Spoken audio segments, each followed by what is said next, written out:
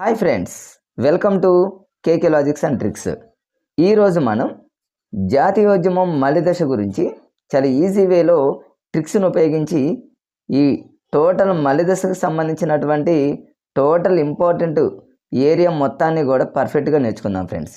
దీనికంటే ముందు నేను జాతీయోద్యమం తొలి దశ గురించి ఒక వీడియోని అప్లోడ్ చేశాను ఫ్రెండ్స్. ఆ వీడియోని ఎవరైనా చూడని వాళ్ళు ఉంటే కింద నేను డిస్క్రిప్షన్లో ఉంచుతాను.